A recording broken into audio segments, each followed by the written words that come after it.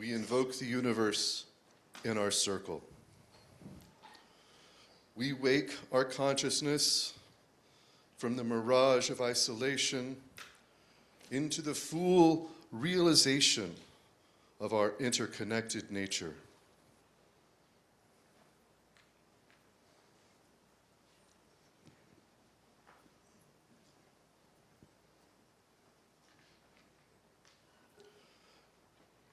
In the east, with the rising sun and the billowing storm front, we recognize the element of air. We invoke the breath of life, the voice of the trees, and the music of life that springs unbidden from every mouth. Clouds and wind and breezes and zephyrs erupt with the passing sun, filling our lungs with sacred air. We greet the air, well met.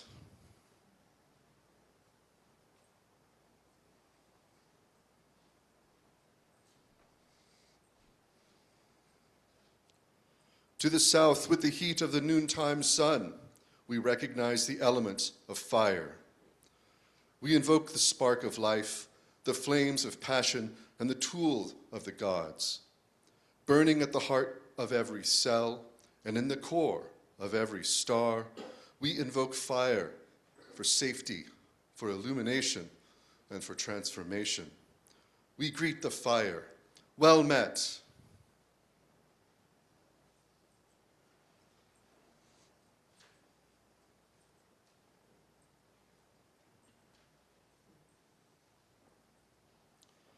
At the west, with the setting sun and the lapping waves, we recognize the element of water. We invoke rain and creek, river, lake, aquifer, gulf, sea, and ocean. The great solvent can divide mountains and dissolve rocks while providing the necessary means and medium for life. We greet the water, well met.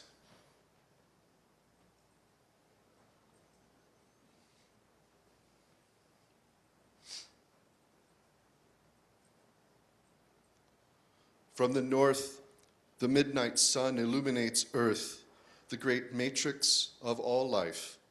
We invoke the stillness of earth, the stability of earth, the manifest truth of earth, fundamental to all that we grow or build a rest upon. We invoke soil and rock, gravel and stone, upon which we will grow and build our dreams. We greet the earth, well met. Every phrase and every sentence is an end and a beginning. Every poem, an epitaph, and any action is a step to the block, to the fire, down the sea's throat, or to an ineligible stone, and that is where we start. When we die with the dying. See, they depart, and we go with them. We are born with the dead. See, they return and bring us with them. The moment of the rose and the moment of the yew tree. T.S. Eliot.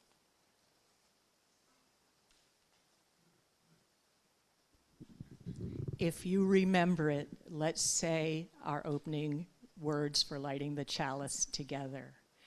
Empowered by love, we transform ourselves and serve our world. Thank you, Zephyr, Laura, Ash, and Catherine. Welcome to the Unitarian Universalist Church in Eugene. This is the first time that I have done this. To introduce myself, my name is Nancy Buffum, and I am a worship associate and a member of CUPS, the Covenant of Unitarian Universalist Pagans. I am wearing black today with a worship associate stole. Those here in person find ourselves sitting in a circle with aisles leading to altar stations in the 4 directions. With the central altar, where many of you have placed names, messages, and mementos of loved ones who have left this life and crossed over.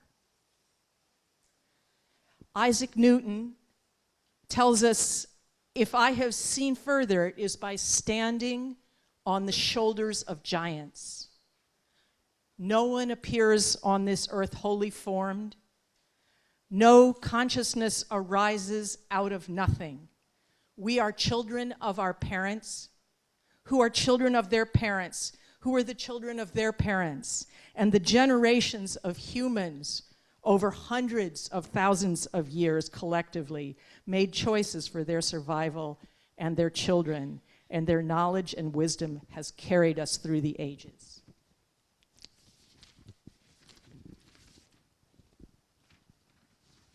Today, we remember our ancestors, those whose life energies have combined with our own. Forebears we know, names without stories, lives without names. We will acknowledge this collective energy that lives in each of us as well as in the beyond. Come, let us worship together. Let's enter now into a time of meditation and remembrance of our beloved dead. You may want to close your eyes or let your focus soften. We are here together, and at the same time, each of you have a deep well of your own consciousness and unconscious. Feel your connection to the earth with your body and to the atmosphere with your breath. Let the reminders of this place on the surface world comfort you. A chair may scrape, someone may sniffle, a phone may ping, your refrigerator may be humming, a car passes. Let these recede. Follow your own breath to a place of quiet connection to your memories, your beloved dead, to your joys and sorrows with them, to your losses and your experience of going on. The veil between the worlds is thin. The spirits of those departed are as close to us in this time as any. Listen, feel them. Sit in silence for a moment or a minute as you remember. And now here again, a shuffling of paper, the person next to you. In your mind, as you return your attention to the center of the room, or with your voice, tell them, I love you. I remember you. You are with me. What is remembered lives. Marina McIntyre was a member of this congregation from about 2005 to 2015. And this was very fortunate for us because she was here when we moved from way up in the suburbs down to this building and rebuilt this building. She sang in the choir too. We miss her voice. She nourished the people who were working on rebuilding this building. She had her kitchen set up and the food was available to everybody who was working on this building. She was something else, and we miss her.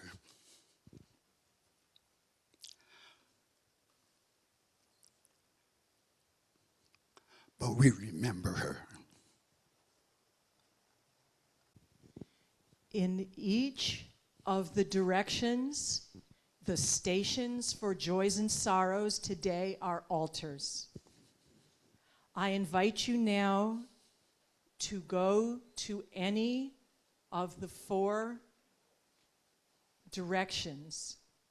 And there are sheets like the veil between the world. And on those sheets, you may write a name or more than one name of your beloved dead. And then, if you like, you may drop a stone of joy or sorrow into the bowl of water. This ritual of joys and sorrows is tended by your worship leaders, your ministers, and your worship associates every week. This week after the service, the names of the beloved dead will be mixed in the water with the stones of our joys and sorrows and dissolved and returned to the earth on our grounds. If you would like to write a message in the book of Joys and Sorrows is on the south altar, south wall as always. We will not be reading those aloud today. At the end of this time, I will be inviting people to call the names of their beloved dead, and I will ask Ember to read the names of the dead that have been dropped in the chat by the members of our congregation who are on Zoom. Augie is starting. Please feel free to go and let your joys and sorrows be mixed with the water in one of the directions.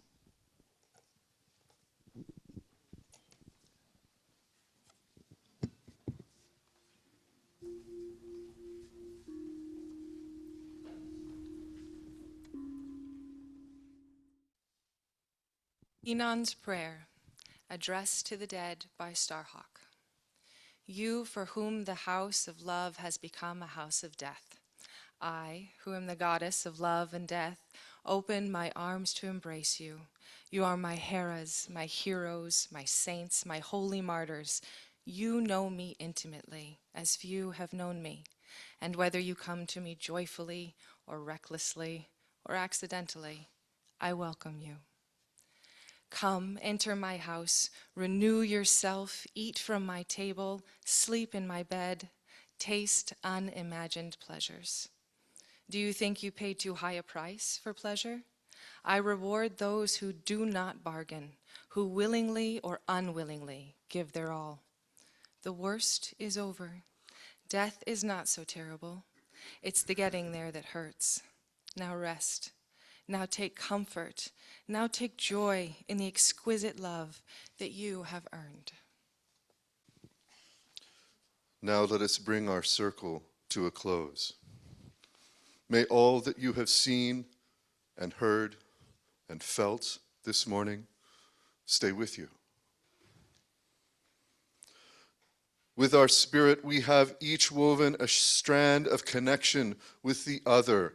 Hail to the earth, to the air we share. The spirit of community collects the sparks from each of us into an eternal flame. Hail to the fire we share.